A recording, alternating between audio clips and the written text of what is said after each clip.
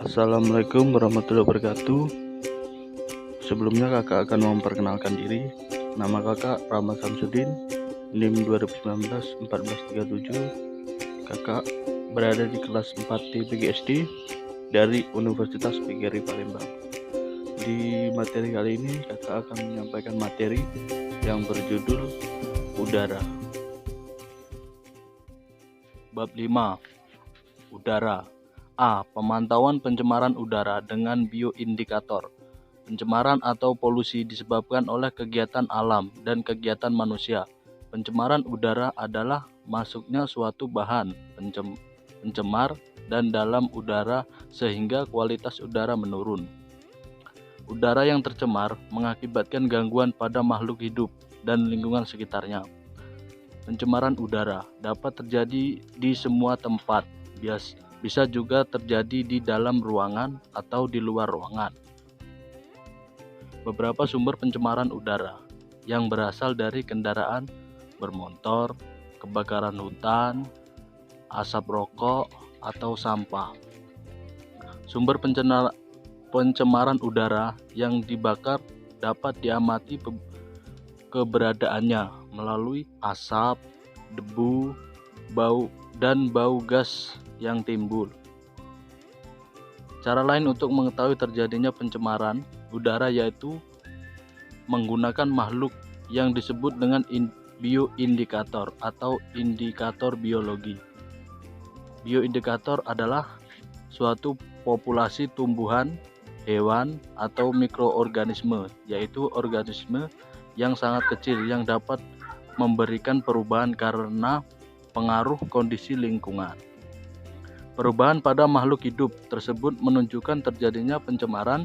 Perubahan yang terjadi pada bioindikator tersebut dapat menjelaskan tingkat pencemaran yang terjadi. Untuk yang selanjutnya, dampak pencemaran udara bagi tumbuhan dan hewan. Bagi hewan, yaitu dampak negatif zat-zat pencemar udara terhadap fauna hewan tidak berbeda jauh dengan dampak-dampak lain seperti terhadap manusia dan tumbuhan. Dampak terhadap hewan dan dapat terjadi secara langsung dan tidak langsung. Secara langsung terjadi bila ada interaksi melalui sistem pernafasan sebagaimana terjadi pada manusia. Dampak tidak langsung terjadi melalui suatu perantara, baik tumbuhan atau perairan yang berfungsi sebagai bahan makanan hewan. Terjadi emisi zat-zat pencemaran ke atmosfer udara seperti partikulat NOx, SO2, HF, dan pengaruh oksida nitrogen NOx pada dosis tinggi terhadap hewan berupa terjadinya gejala paralisis sistem syaraf dan konvolusi. Untuk yang kedua, tumbuhan. Tumbuh-tumbuhan memiliki reaksi yang besar dalam menerima pengaruh perubahan atau gangguan akibat polusi udara dan perubahan lingkungan.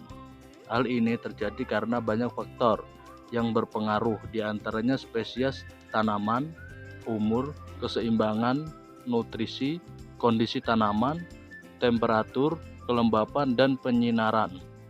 Beberapa contoh kerusakan yang terjadi pada gangguan nitrosonal dan gangguan antaraksional biologis adalah terjadinya penurunan tingkatan kandungan enzim. Gangguan pada respon fisiologis adalah perubahan pada sistem fotosintesis. Sedang gangguan yang nampak secara visual adalah karlosis, perubahan zat hijau daun atau menguning, flaking daun bintik-bintik, reduced crop yield, penurunan hasil panen. Terjadinya gangguan pencernaan terhadap tumbuhan dapat digolongkan dalam dua kategori, yaitu pencemaran secara primer dan sekunder. A. Gangguan secara primer adalah terjadinya kontak langsung antara sumber pencemar dengan bagian permukaan tumbuhan secara langsung sehingga mengganggu dan menutupi epidermal yang membantu sistem penguapan pada tumbuhan. Hal ini terjadi seperti gangguan pernafasan pada manusia, gangguan pencernaan udara terhadap tumbuhan karena adanya gas atau partikel yang menutupi permukaan daun sehingga menghalangi difusis dari gas masuk dan keluar dedaunan. Untuk yang gangguan secara sekunder adalah gangguan yang terjadi pada tumbuhan karena pencemaran yang mengganggu pada sistem akar, terjadi karena penumpukan polutan pencemar pada tanah dan permukaan air. Gangguan ini akan menghalangi proses alterasi dan nutrisi yang berada dalam tanah dan sekitar tumbuhan. Gejala yang tampak karena pencemaran udara terhadap tumbuhan adalah terjadi penampakan yang kurang sehat pada daun dengan matinya beberapa bagian serta hilangnya warna. Oke, cukup materi itu saja yang bisa kakak sampaikan. Kurang lebihnya kakak mohon maaf. Kepada Allah kakak mohon ampun. Kakak akhiri, wassalamualaikum warahmatullahi wabarakatuh.